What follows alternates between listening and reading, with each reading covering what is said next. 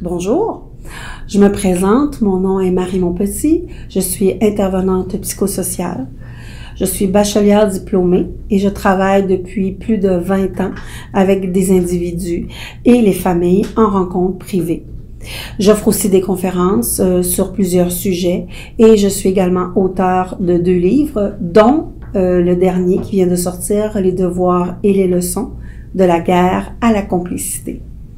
Au cours de ma pratique, plusieurs parents, des enseignants, des enfants et des élèves sont venus me rencontrer, sont venus me consulter concernant ce sujet des devoirs et des leçons. C'est un sujet qui est souvent très épineux et très souvent aussi un peu à la guerre. Donc, au-delà des difficultés d'apprentissage et des problématiques qu'on rencontre au cours du primaire pour les enfants, on n'ira pas là-dedans aujourd'hui, on n'ira pas faire les diagnostics de TSA et TDAH, etc. Mais les parents, souvent, se sentent démunis par le manque de références et d'outils concrets pour accompagner leurs enfants durant cette période des devoirs et des leçons. On sait que c'est un temps, c'est un tourbillon, c'est un temps qui est souvent très complexe dans le quotidien.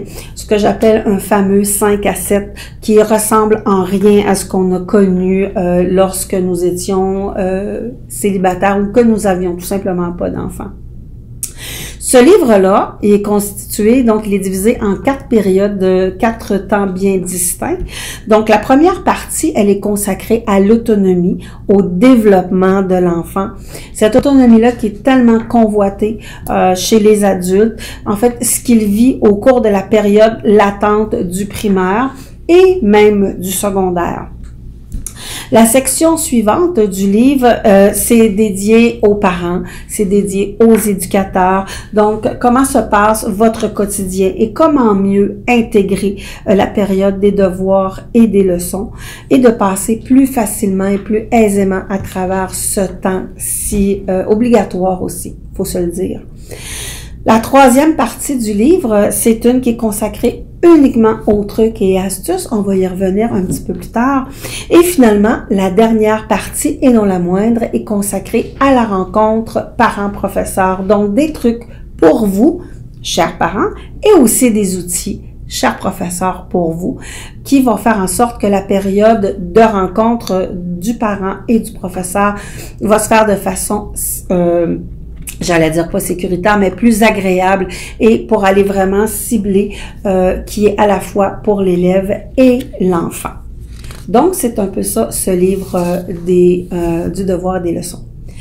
Donc, au fil du livre, tout au cours du livre, j'ai inclus quelques ressources aussi fort intéressantes que vous allez pouvoir retrouver à la fin, à la toute fin en référence. C'est des références qui sont disponibles dans votre secteur ou encore sur le web que vous pouvez y faire référence tout au long du parcours académique de vos enfants et qui vont aider tant le parent que l'enfant dans son parcours académique. Donc, cette période transitoire qui est la période des devoirs et des leçons, ça date pas d'hier.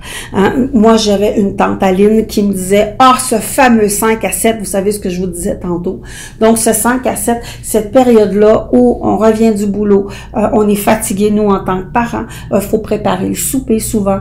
Le plus jeune qui vous tire le bord du pantalon parce qu'il veut une collation et votre enfant qui doit s'installer pour faire ce temps de période de devoirs et de leçons. Donc, et cette période-là, on se le cache pas, c'est un temps qui est imposé par le professeur. Ces précieuses minutes où, pour aider votre enfant, on doit se déguiser à la fois en motivateur, en entraîneur, en professeur, et sans compter ce qu'on doit organiser dans le rôle d'organiser la planification familiale, en laissant de côté ce qu'on a à faire et souvent ce qu'on a appris en tant que parents quand on était, nous, jeunes enfants et élèves au primaire et au secondaire. C'est très exigeant de superviser les devoirs du plus vieux, de faire répéter les leçons aux plus jeunes, en préparant le repas du soir, sans compter la lessive qu'on a oubliée le matin avant de partir pour travailler. Je vous comprends très, très bien. Ça serait tentant de laisser la responsabilité au professeur en disant, ben, c'est pas moi qui a voulu donner la période des devoirs et des leçons, c'est le professeur. Puis, dans le fond, là, ma 4e année, je l'ai fait et je l'ai bien fait. Alors, les méthodes d'apprentissage ont tellement changé. je vais plus nuire qu'aider. Alors, pourquoi que je me prendrais du temps si précieux pour aider supposément mon enfant dans cette période de devoirs et de leçons? Sans compter que à l'école tout court, vous aimiez pas ça et c'est très correct. Moi non plus, j'aimais pas ça à l'école. Vous savez, le temps consacré aux devoirs et aux leçons, c'est un mal nécessaire, vraiment. Il est essentiel, obligatoire et important. On l'a prouvé par les sciences neurodactiques que les travaux à la maison ils vont réactiver les neurones frontaux qui sont réservés à l'apprentissage. Donc, jusqu'au cerveau qui est réservé à la mémorisation. Autrement dit, les devoirs et les leçons vont aller consolider les acquis. Donc, c'est très important. Une note à noter. Si votre enfant fait les devoirs et les leçons avant même que l'apprentissage soit fait à l'école, c'est sûr que ça va être difficile et catastrophique. Par contre, si les enfants font leurs devoirs et les leçons à la suite de ce qui a été démontré à l'école, effectivement, là, vous allez avoir un succès assuré avec les devoirs et les leçons parce que c'est quelque chose que votre enfant va avoir appris. Donc, ça va être plus aisément et plus facile aussi pour lui ou pour elle. Donc, je me suis aussi aperçue au cours de mes grandes rencontres en privé auprès de parents que vous vous posez une multitude de questions sur le comment faire pour harmoniser justement ce temps nécessaire et obligatoire consacré aux études, tout en organisant le travail, la famille, la vie quotidienne tout court. C'est très difficile. Souvent, les parents sont découragés, sont inquiets, ou carrément désespérés, avec rage, puis avec des pleurs. Les parents, ils se questionnent, puis ils se demandent, ben pourquoi c'est si difficile, pourquoi c'est si ardu, pourquoi moi, comme parent, je ressens de l'urticaire quand mon enfant arrive avec son sac d'école. Découragé, vous avez encore reçu une note du professeur. Et oui. En quoi c'est encore nécessaire dans le parcours scolaire de mon enfant, cette période de devoirs et de leçons? Aussi, j'ai des parents qui m'ont demandé, comment voulez-vous que je l'accompagne? Je comprends rien moi-même en ce qu'il est en train d'apprendre. Et je comprends beaucoup mon fils parce que moi non plus, j'aimais pas l'école. Je suis à bout de ressources. Aidez-moi. Ce sont tous des choses qui ont été dites et redites dans mon bureau en me disant, regarde, je suis plus capable, je suis au bout de ma corde, j'ai besoin d'un coup de main.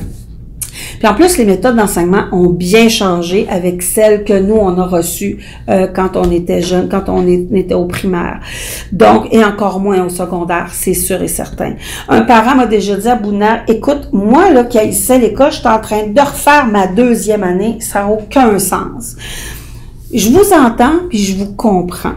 Donc, l'école et la période des devoirs et des leçons, c'est devenu une guerre à finir. Souvent, une lutte intense qui mine le quotidien puis qui nous empêche de vivre des moments plus intéressants avec son enfant. Ça devient souvent très, très stressant. Et je le sais, je vous comprends très bien.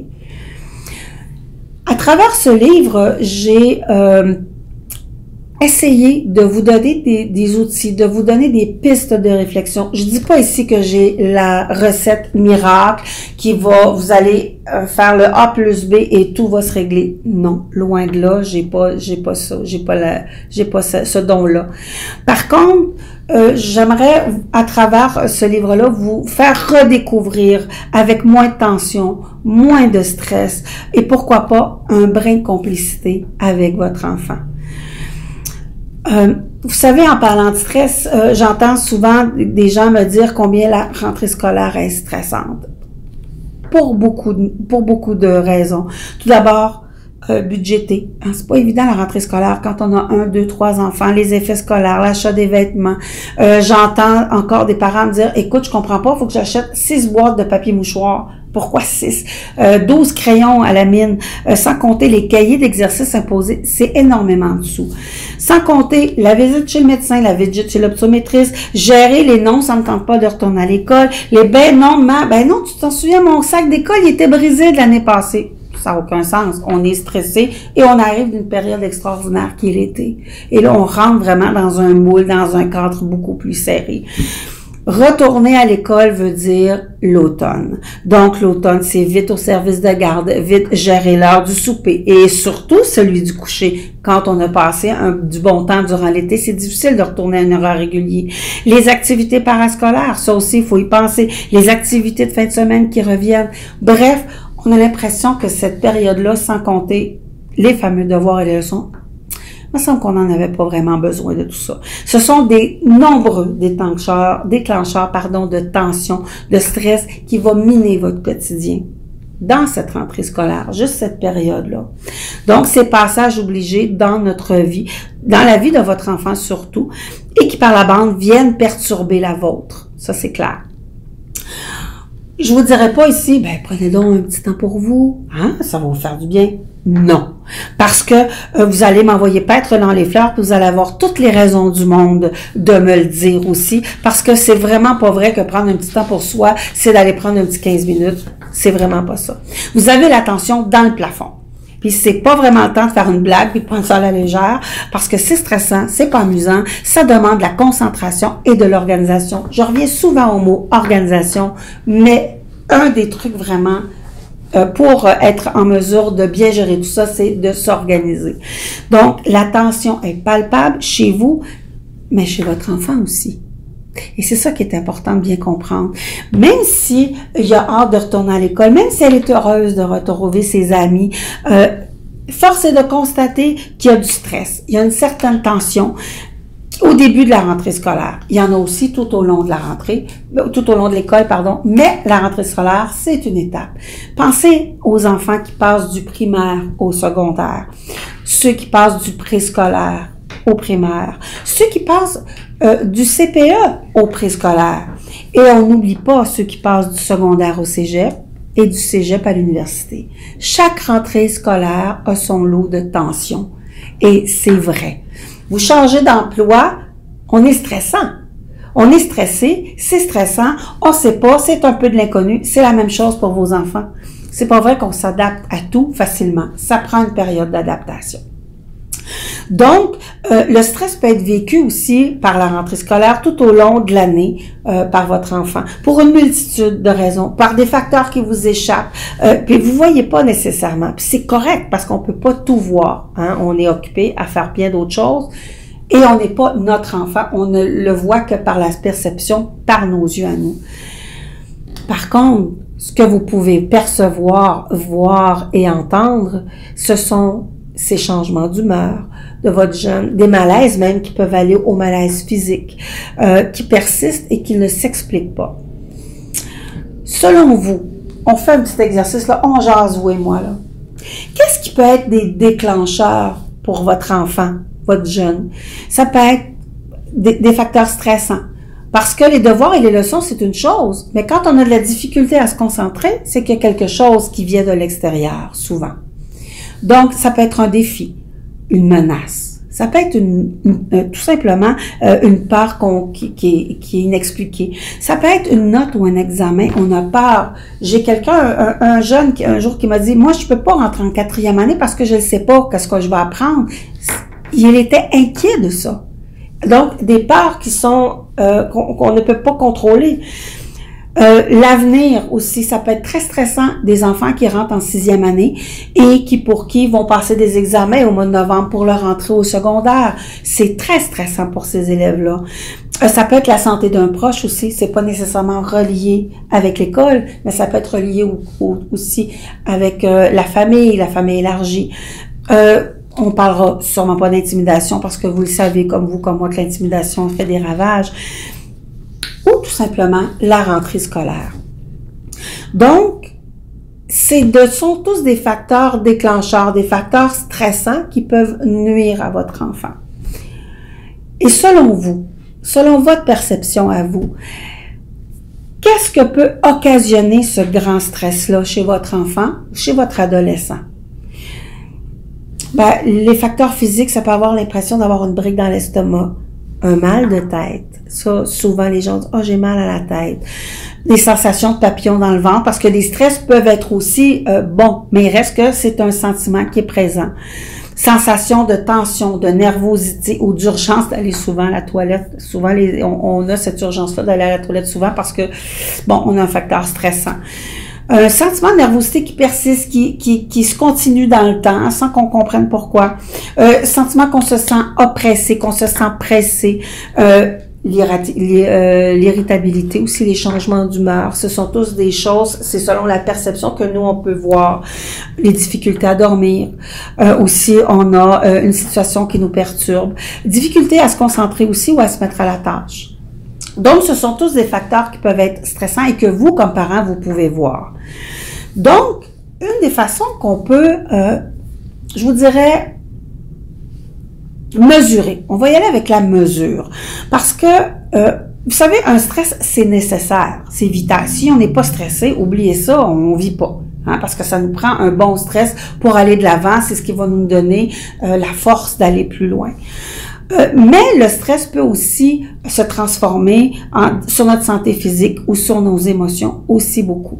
Donc, tout comme vous avez, par exemple, si vous avez un élastique, puis l'élastique est tout mou, vous n'avez pas de stress, mais si vous étirez votre élastique, puis vous l'étirez, à un moment donné, là, en bon québécois, là, ça va péter.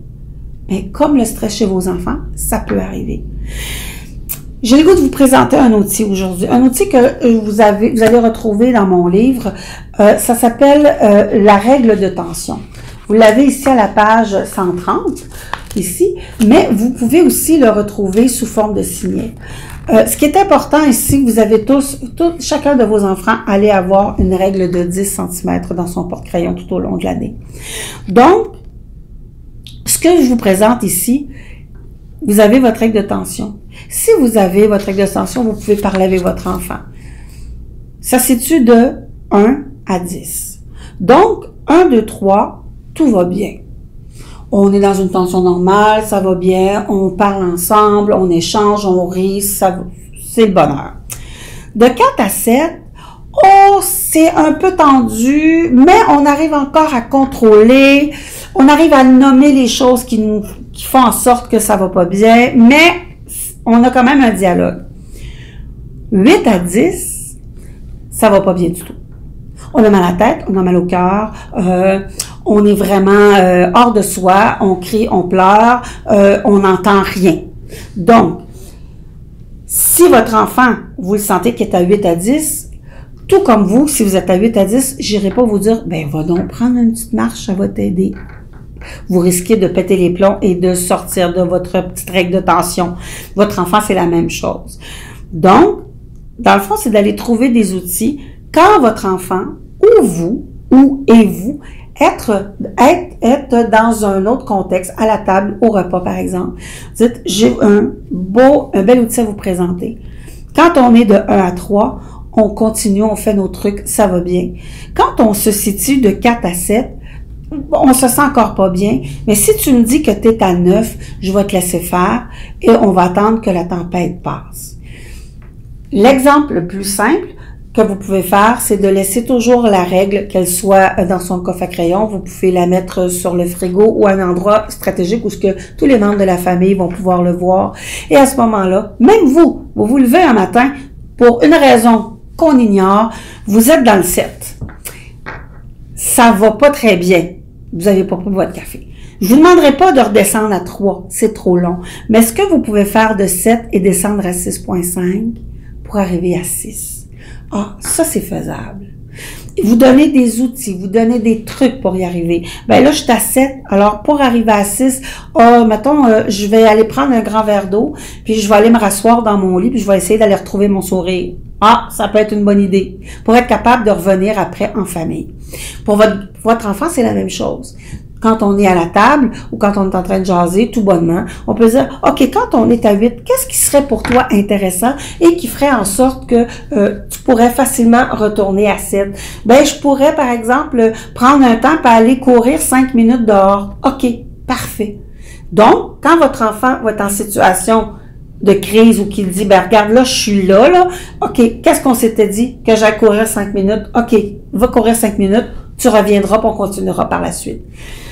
Cet outil-là, peut être utile pour les devoirs et les leçons, certes, mais ça peut être utile aussi partout. C'est une unité de mesure qui est très utile, tant pour vous, pour tous les membres de la famille, et pourquoi pas au bureau. Vous pouvez l'apporter aussi, c'est permis. Donc, de trouver des exemples concrets avec votre jeune qui soit hors de contrôle, quand il est hors de contrôle, et demandez-lui qu'est-ce qu'il pourrait faire pour y arriver. Vous, en tant que parent, vous êtes là pour reprendre quand la crise éclate, quand ça arrive, c'est-à-dire, regarde, tu m'avais dit, il y avait telle chose que tu pouvais faire, as-tu le goût de le faire? Oui, on y va. J'ai pas besoin de vous dire que cet exercice-là ne se fait pas dans le contexte où l'enfant est en crise. C'est clair. Comme vous, quand vous vous levez le matin, puis que vous vous dites que vous êtes à 7, qu'est-ce que tu pourrais faire pour arriver? Non, c'est pas le temps. Ben, votre enfant, c'est la même chose. Donc, réfléchissez à des outils ensemble, en famille, pour être capable de mieux gérer le stress quand ça arrive. Quand il y a un examen, par exemple, ou tout simplement quand il y a une rencontre, une nouvelle rencontre avec son professeur, quand il y a un examen ou quand il doit aller en classe, peu importe. Il y a une multitude, vous avez une multitude de sujets, multitude d'exemples dans votre tête, je suis convaincue. Donc, c'est un peu l'outil que je vous propose dans le livre. Il y en a d'autres, il y en a beaucoup. Ça, c'en est un. Les outils proposés, ils sont accessibles par tous. Ils sont accessibles aussi dans ce que vous avez à la maison. Vraiment, vous n'avez pas besoin d'aller faire, il n'y a pas une grande liste exhaustive. C'est vraiment des trucs que vous pouvez faire avec vos enfants, avec vos adolescents aussi. Juste comme ça, j'ai eu des adolescents et je peux vous dire que ça a été très utile quand ils étaient en crise. Juste de me dire 8, je comprenais qu'à 8, c'était pas le temps d'aller faire une discussion avec mes enfants. Donc, je vous propose et je vous propose vraiment fortement à utiliser cette règle-là, de la mettre dans son coffre à crayon, qu'il va pouvoir aussi utiliser à l'école. Il va pouvoir visualiser, ah là, je me sens plus à 5, ok, donc je suis en contrôle. Si je suis à 3, ça va bien. Si je suis à 7 ou à 8, ok. Un truc que je pourrais faire, c'est respirer. Ok, donc je vais prendre le temps de respirer, prendre le temps de me centrer, même si ça prend 1 minute, c'est pas grave, je vais pouvoir continuer de me concentrer à ma tâche. Donc, ces outils sont imagés, sont vraiment conçus pour vous, pour travailler avec vos enfants, vos adolescents ou vos jeunes adultes aussi. C'est tout au moins pour apporter un éclairage différent à cette période des devoirs et des leçons.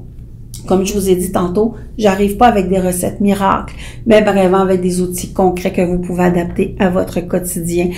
Et aussi, pourquoi pas que vous pourrez développer avec le temps un peu de complicité avec vos enfants durant cette période qui est souvent conflictuelle.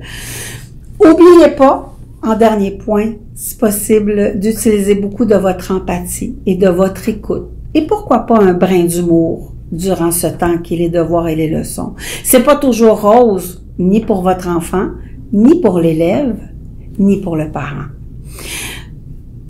Vous avez ma permission aussi d'utiliser la règle, comme je vous ai dit tantôt, au bureau ou à la maison ou pour toute autre activité. C'est très utile. Vous saviez, ça se dit très bien, mon enfant ou mon garçon, là, je suis à 8 sur 10, je vais aller réfléchir puis je vais revenir. Lui aussi, il a le droit de le dire, maman, là, je suis à 9 sur 10, je pense que je vais aller prendre une pause puis je vais revenir. Il va comprendre, tant pour vous que pour lui, que il y a le choix de prendre un temps d'arrêt pour mieux revenir par la suite à ses tâches, que ce soit aux devoirs et leçons. En terminant, je vous souhaite une très belle rentrée scolaire, de beaux échanges avec vos enfants ou votre adolescent et surtout des beaux moments de complicité avec lui ou avec elle. Je m'en voudrais sincèrement, en terminant aussi, de remercier toute l'équipe des éditions La Semaine. Ils ont fait un travail remarquable. Vous savez, ce livre-là, oui, il a été écrit par Marie Montpetit, mais il a été travaillé avec une équipe formidable. Et sincèrement, sans cette équipe, je serais pas devant vous en train de vous dire que la vie vaut la peine de suivre ses rêves. Merci et à bientôt.